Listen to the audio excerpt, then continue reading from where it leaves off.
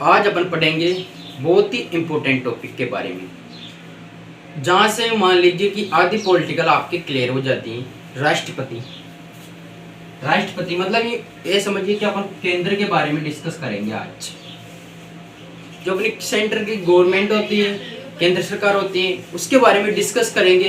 कितने अनुच्छेदों से कहाँ तक थे, अपने मूल कर्तव्य जो पढ़ लिए थे अपने पिछली वीडियो में। अब अपन देखते हैं संविधान का कौन सा भाग चल रहा है। भाग 5 चल रहा है संविधान का भाग 5 चल रहा है, जिसका नाम है संघ। आर्टिकल कहाँ से कहाँ तक है? अनुच्छेद 51 से लेकर 151 तक। आर्टिकल 51 से लेकर 151 तक। देखिए जैसे मान लिया अपने, अगर आपने इन पर ध्यान दे लिया, जो केंद्र की जो इसके बारे में डिस्कस करेंगे आप इस वीडियो में, केंद्र सरकार के बारे में, संघ की सरकार के बारे में, तो आपको जो राज्य की सरकारें, जो राज्य स्तरीय जो सरकारें विधानसभा वगैरह आएगी, उसके बारे में ऑटोमेटिक समझ में आ जाएगा। तो अपन देखते हैं, राष्ट्रपति अपना सर्वोच्च पद है देश का, और देश का प्रथम नागरिक होता है, सर्वोच्च पद है। उसके बारे में अपन डिस्कस करते हैं, क्या है राष्ट्रपति की शक्तियां वगैरह सब कुछ, सबके बारे में अपन डिस्कस करेंगे। देखते हैं अपन कार्यपालिका, मतलब जो कार्यपालिका होती है उसका प्रधान होता है राष्ट्रपति। राष्ट्रपति पद को जानते हो अभी आप वर्तमान में श्री रामनाथ कोविंद। से पहले बहुत सारे राष्ट्रपति आए। प्रथम राष्ट्रपति हमारे डॉक्टर राजेंद्र प्रसाद थे।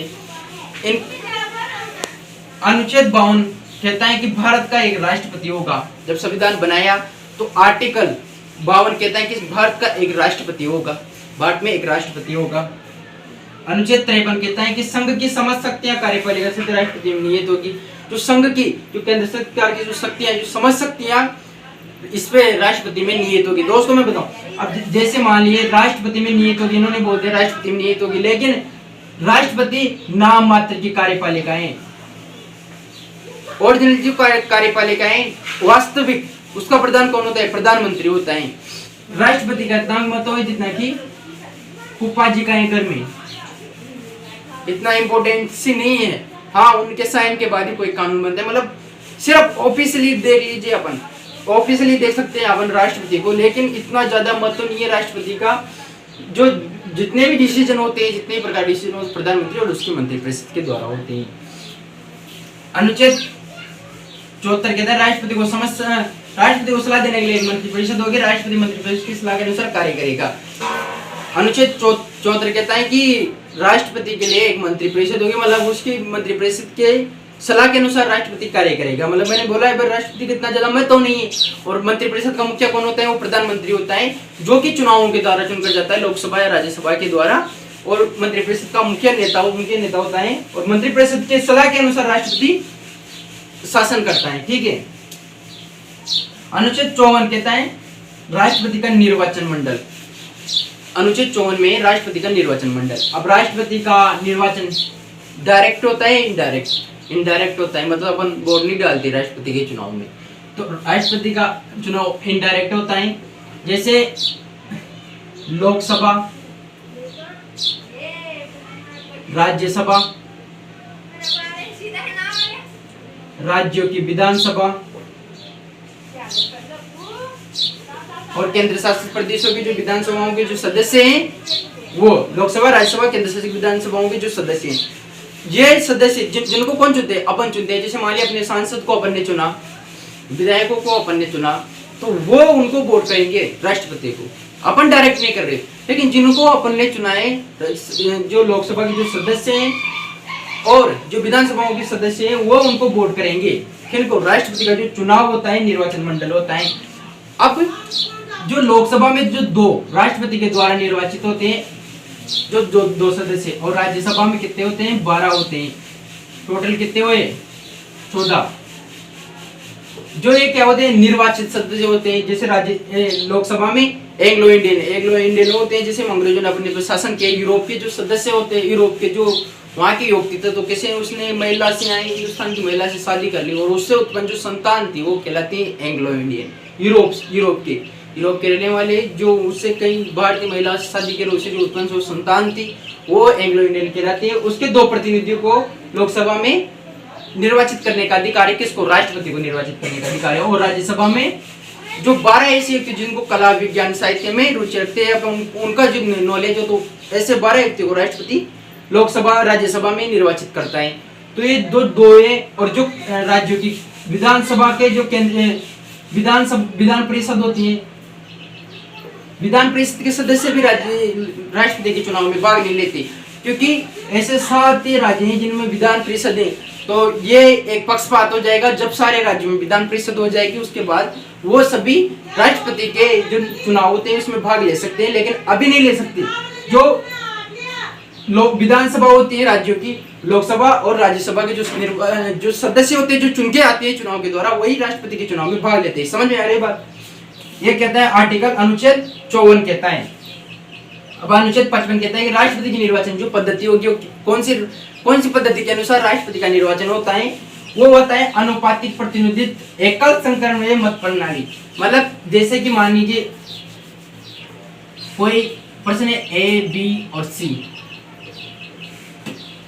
ए प्रश्न है राष्ट्रपति के चुनाव में, तो अपन जैसे वोट डालते तो राष्ट्रपति का चुनाव कैसे होता है, मतलब तीनों उम्मीदवारों को वोट करना पड़ता है उनको, जो कैसे कैटेगरी वाइज। जैसे मान लीजिए अपन को ए अच्छे से अच्छा पसंद है, उसके बाद में भाई ए नहीं बने तो सी बने, सी नहीं बने तो डी बने, ये हो गया वोट। फिर दूसरा अगला आएगा, उसको लगा कि नहीं ए बी बनना चाहिए, तो बी थोड़ा सा ए पे उससे कम से ए पे उससे और कम से ही वो है सी। ऐसे राष्ट्रपति का चुनाव होता है, मतलब कैटेगरी के हिसाब से चुना जाता है कि हाँ। तो ऐसे ही जो प्रथम चरण की गणना होती है उसके द्वारा प्रथम चरण की गणना होती है, फिर द्वितीय चरण की गणना होती है, वैसे ही इनके चुनाव का गणना होती है और उनकी इस हिसाब से ही राष्ट्रपति को चुना जाता है। और एकल संक्रमण मत प्रणाली, जैसे कोई जो उम्मीदवार हार जाता है उसके वोटों को उधर मिला दिया जाता है और उसका ऐसे संक्रमण कर दिया जाता है। इस प्रकार से राष्ट्रपति का चुनाव होता है। अनुच्छेद 56 कहता है राष्ट्रपति का कार्यकाल कितना होगा। राष्ट्रपति का कार्यकाल मतलब जब से उसने शपथ ली तो उससे 5 वर्ष के बाद तक राष्ट्रपति का कार्यकाल होगा, 5 वर्ष तक। उसके बीच में भी उसको हटाया जा सकता है। महाभियोग की जो प्रक्रिया होती है, महाभियोग की प्रक्रिया के द्वारा राष्ट्रपति को बीच में भी हटाया जा सकता है। उसके बारे में अपन आगे डिस्कस करेंगे, ठीक है। और जो उपराष्ट्रपति और राष्ट्रपति होते हैं वो एक दूसरे को अपना त्याग पत्र देते हैं, ठीक है। अब आप आगे देख लेते हैं अनुच्छेद 57 में देख लेते हैं अपन। 56 देख लिया अपने। अनुच्छेद 57 कहता है पुनर्निर्वाचन, मतलब यहाँ के राष्ट्रपति दो बार 3 बार चाहे जितनी बार बन सकते हैं राष्ट्रपति। ऐसी कोई सीमा नहीं कि जो एक बार राष्ट्रपति बन गया 2 बार नहीं बन सकता। डॉक्टर राजेंद्र प्रसाद भी 2 बार राष्ट्रपति रह चुके हैं, ठीक है। पुनर्निर्वाचन की प्रक्रिया आर्टिकल 57 में लेकर। अनुच्छेद 58 क्या कहते हैं, उसमें है योग्यता। राष्ट्रपति कौन राष्ट्रपति बन सकता है, उसकी योग्यता आर्टिकल 58 में दी गई है। योग्यता क्या है, एक तो कि भारत का नागरिक हो, 35 वर्ष की आयु पार कर चुका हो, और वो जो लोकसभा है उसके सदस्य बनने की योग्यता रखता हो। उसमें जो निर्धारित की गई योग्यताएं वो उसमें होना चाहिए। अनुच्छेद 59 क्या कहता है, 59, उसमें शर्तें दी गई है कि वो किसी भी लाभ के पद पर ना हो। लाभ के पद मतलब कोई भी सरकारी सेवा में नहीं हो, और वह लोकसभा राज्यसभा का सदस्य भी नहीं हो। अगर हो तो उसके लाभ के जब वो शपथ ग्रहण करे तो उसके बाद उसको त्याग पत्र देना पड़ता है। और सरकारी सेवा से संबंधित मतलब जैसे मानिए जो नौकरशाही होती है जिसमें कोई नौकरी वगैरह में नहीं होना चाहिए, दिवालिया कोई पागलपन घोषित नहीं होना चाहिए, और मतलब ऐसी जो निर्धारित मानसिक रोगी नहीं होना चाहिए। ऐसी निर्धारित योग्यताएं दी गई है अनुच्छेद 59 में, ठीक है। अनुच्छेद 60 कहता है शपथ ग्रहण होता है, मतलब किसका, राष्ट्रपति का शपथ होता है आर्टिकल 60 के अनुसार। और राष्ट्रपति को शपथ कौन दिलाता है, भारत का सीजेआई जो मुख्य न्यायाधीश होता है सुप्रीम कोर्ट का, वो उसको सदस्य शपथ दिलाता है। अगर वो अनुपस्थित हो तो उसका वरिष्ठ जो न्यायाधीश होता है, अगर वो भी अनुपस्थित हो तो हाई कोर्ट का मुख्य न्यायाधीश उसको शपथ दिलाता है राष्ट्रपति को, ठीक है। अनुच्छेद 61 राष्ट्रपति के विरुद्ध महाभियोग की प्रक्रिया। अनुच्छेद 61 में उल्लेख किया गया है कि राष्ट्रपति के विरुद्ध महाभियोग की प्रक्रिया लाई जा सकती है, मतलब उसको हटाने की जो प्रक्रिया है वो महाभियोग की प्रक्रिया कहलाती है, ठीक है। ये अनुच्छेद 61 में इसको अमेरिका के संविधान से लिया गया है। कारण क्या है भाई, क्यों हटाया जाए उसको, कि संविधान का अतिक्रमण, मतलब संविधान के विरुद्ध जाकर वो कोई कार्य करने लग जाए तो उसको हटाया जा सकता है। कैसे हटाया जा सकता है, 14 दिन पूर्व उनको सूचना देनी पड़ेगी। किसको, राष्ट्रपति को सूचना दी जाएगी 14 दिन पूर्व, और 1/4% लोगों के हस्ताक्षर होने चाहिए उस पर, उसको लिखित सूचना देनी होगी। और राष्ट्रपति को भी अपना पक्ष रखने का मौका दिया जाएगा और 2/3 मतलब किसी भी सदन में से लाया जा सकता है, लोकसभा राज्यसभा दोनों में से किसी भी सदन में ये लाया जा सकता है। क्या महाभियोग की जो प्रक्रिया का प्रस्ताव है वो लाया जा सकता है और 2/3% से पारित होना चाहिए और दूसरे सदन में भेजा जाएगा और वो भी 2/3 से पारित हो जाता है तो राष्ट्रपति को त्याग पत्र देना पड़ता है। त्याग पत्र के बाद उसका पद खाली हो जाता है। लेकिन जब तक कि कोई मतलब नए जो राष्ट्रपति को पद ग्रहण नहीं कर लेता तब तक उसे अपने पद पर रहने का अधिकार होगा। अब आप समझ, किसी को ये पता नहीं होता कि लोकसभा राज्यसभा क्या होती है, तो ये देख लेते हैं अपन। देखिए, एक ये कमरा है, हॉल मान लीजिए, इसको भवन मान लीजिए आप, ठीक है, न्यू दिल्ली। ये इसके ये दो कमरे हैं, इधर का है लोकसभा, इधर का है राज्यसभा, ठीक है, और बीच में होता है एक सेंट्रल हॉल होता है। मतलब इसमें लोकसभा के जो सदस्य हैं जिसको अपन वोट देकर चुनते हैं वो बैठते हैं, जो राज्यसभा के सदस्य हैं वो इधर बैठते हैं, ठीक है। इसकी संख्या है 545 और इसकी है 245, ठीक है। और ये पूरा क्या कहलाता है, संसद भवन कहलाता है, ठीक है। और इसमें बैठने वाले क्या कहलाते हैं, सांसद कहलाते हैं, ठीक है। आगे समझ में, आगे देख, अनुच्छेद 62 क्या कहता है कि कार्य पूर्व से पहले ही निर्वाचन होना चाहिए। मतलब राष्ट्रपति का कार्यकाल पूरा होने से पहले ही कोई दूसरा व्यक्ति राष्ट्रपति चुन दिया जाना चाहिए 6 माह के अंतराल में या उससे भी पहले। मतलब जिसका अगर उसका कार्यकाल पूर्ण होने जा रहे हैं तो उससे पहले राष्ट्रपति का निर्वाचन होना जरूरी है। अनुच्छेद 62 कहता है राष्ट्रपति की शक्तियां, कार्यपालिक शक्तियां, विधायक शक्तियां, न्यायिक शक्तियां, वित्तीय शक्तियां, सैन्य शक्तियां, कूटनीतिक शक्तियां और आपातकालीन। राष्ट्रपति के अधिकार एवं कर्तव्य, नियुक्ति संबंधित अधिकार, राष्ट्रपति भारत के प्रधानमंत्री की सहायता से उसकी सलाह पर अन्य मंत्रियों की नियुक्ति करता है।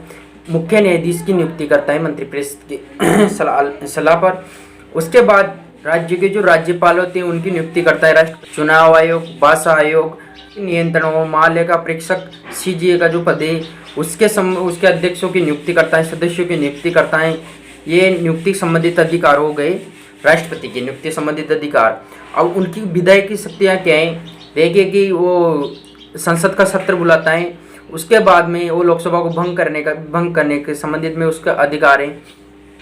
और जो लोकसभा और राज्यसभा की जो संयुक्त बैठक होती हैं उसको बुलाने का, उसको आवाज और संयुक्त बैठकों को संयुक्त रूप से अभिभाषण करने की उसके पास उससे संबंधित राष्ट्रपति का अधिकार है। धन विधेयक संबंधित अधिकार, संसद में सदस्यों का मनोनयन का अधिकार, जो मनोनीत करते हैं राष्ट्रपति संसद में, उससे संबंधित अधिकार। जब भी राष्ट्रपति को ये लगे कि लोकसभा में जो आंग्ल भारतीय समुदाय के जो प्रतिनिधित्व हैं तो लोकसभा में 2 और राज्यसभा में ऐसे भरा व्यक्तियों को नियुक्ति संबंधित राष्ट्रपति को अधिकार है जिनको कला, साहित्य, विज्ञान के क्षेत्रों में विशेष ज्ञान हो, उनके संबंध में लोकसभा और राज्यसभा में राष्ट्रपति को अधिकार है कि वो 12 ऐसे व्यक्तियों को नियुक्त कर सकता है। और राज्यसभा में 2 आंग्ल भारतीय प्रतिनिधित्व, मैंने समझाया वो क्या होता है वगैरह के बारे में। तो ऐसे 2 व्यक्तियों को लोकसभा में नियुक्ति संबंधित राष्ट्रपति को अधिकार है, ठीक है। अध्यादेश जारी करने से संबंधित अधिकार, राष्ट्रपति 123 के तहत अध्यादेश जारी कर सकता है। यह अध्यादेश उस संसद के कानून के समान ही होता है। इसका प्रभाव संसद के शुरू होने के 6 सप्ताह तक ही बना रहता है, ठीक है। सैनिक संबंधित अधिकार, राष्ट्रपति के तीनों सेनाओं का प्रधान सेनापति होता है राष्ट्रपति, आप सभी को ज्ञात है। अब देखते हैं अपन राष्ट्रपति की राजनीतिक शक्तियाँ क्या होती है। देखिए, जो विदेशी संधियाँ समझौते वगैरह होते हैं राष्ट्रपति के नाम से ही किए जाते हैं। और जो विदेशों में जो अपने भारत के जो राजदूत होते हैं उनकी नियुक्ति करता है राष्ट्रपति, और जो विदेशों के राजदूत होते हैं उनको अनुमोदन करता है राष्ट्रपति। समाधान की शक्ति, राष्ट्रपति को अनुच्छेद 72 के अनुसार ये अधिकार है कि वो किसी भी व्यक्ति को समाधान कर सकता है, जिसमें कि फांसी की सजा भी है उसको माफ कर सकता है, उसका प्रतिलंबन कर सकता है, परिहार कर, लघुकरणीय कर सकता है, उसको राष्ट्रपति को यह अधिकार है। आर्टिकल अनुच्छेद 72 के अनुसार राष्ट्रपति को यह अधिकार है। आपातकालीन संबंधित शक्तियों का अधिकार, राष्ट्रपति को 352-360 के अंतर्गत आपातकालीन शक्तियों का प्रयोग का अधिकार है। वो मंत्रिपरिषद की सलाह के अनुसार, जैसे मानिए युद्ध की आशंका हो उस समय वो आपातकाल लगा सकता है। उसके बाद राज्य में जो संवैधानिक तंत्र है वो फेल होने पर आपातकाल लगाया जा सकता है। और एक है वित्तीय आपातकाल, की भी घोषणा राष्ट्रपति कर सकता है मंत्रिपरिषद की सलाह पर। ठीक, जय हिंद, वंदे मातरम।